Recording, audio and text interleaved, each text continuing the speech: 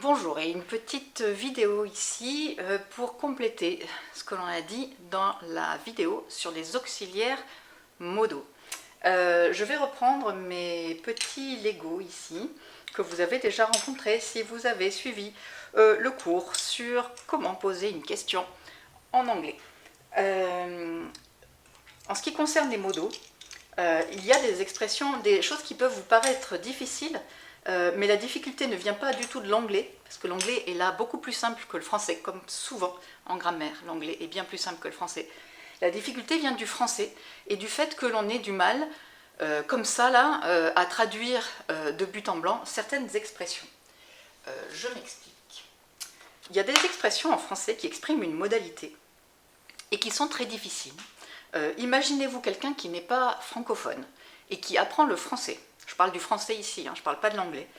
Imaginez-vous donc quelqu'un qui apprend le français et qui voit des expressions comme « il se peut que » suivi d'un subjonctif. Il se peut que j'aille.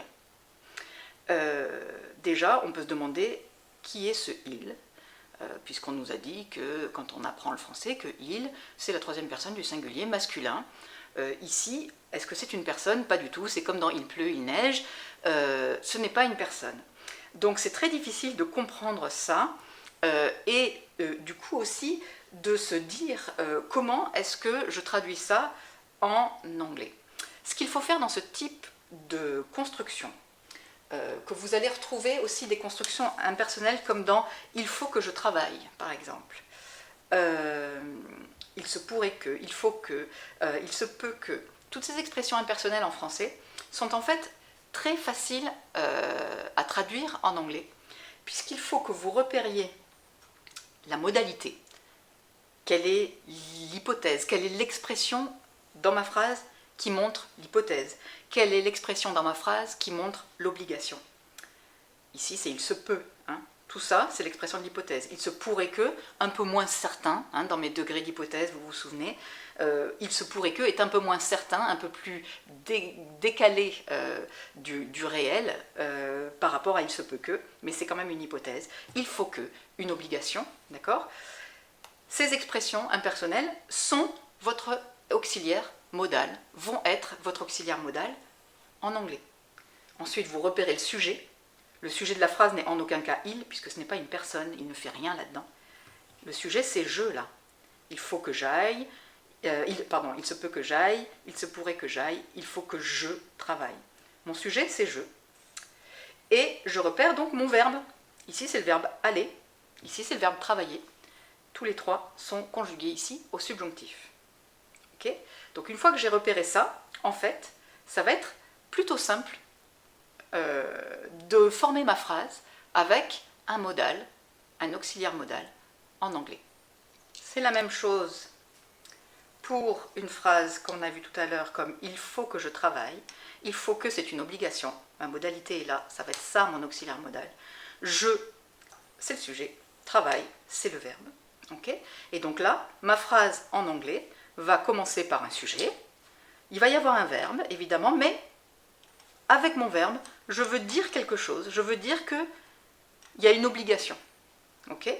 Et donc, ça va donner ça. I must, ou have to, qui est son synonyme lexical, on va dire, work. Okay? I must work, I have to work. Vous voyez que la structure en anglais est bien plus simple, et bien plus simple selon la syntaxe, l'ordre des mots, qui est une syntaxe classique d'affirmation, par rapport à la syntaxe française où il y a une expression impersonnelle, etc. etc. Donc voilà ce que ça donne en anglais pour ces expressions-là. Toujours dans les auxiliaires modaux, il y a une petite difficulté supplémentaire, mais vous allez comprendre très rapidement. Dans la phrase en français, je pourrais partir. Pourrais, attention, c'est AI, c'est du futur là. J'exprime deux choses. En fait, deux choses qui vont en anglais être exprimées par des auxiliaires modaux. J'exprime la capacité, un auxiliaire modal. Dans je pourrais, j'exprime la capacité. Et j'exprime aussi le futur, qui en anglais, lui aussi, est exprimé par un auxiliaire. Dans une phrase en anglais, dans le même groupe verbal, il ne peut pas y avoir deux auxiliaires. Il ne peut pas y avoir un modal et un auxiliaire de temps ensemble. Ça clash. Quand Superman rencontre Batman, le monde implose, c'est pas possible. Les deux super-héros ne peuvent pas se retrouver. Il y a conflit là, hein, il y a conflit d'ego si vous voulez. Ils savent pas, ils veulent chacun prouver qu'il est plus fort que l'autre, et ça ne marche pas du tout. Donc qu'est-ce qu'on fait dans ce cas-là pour résoudre le problème? Il n'y en a qu'un des deux qui doit rester.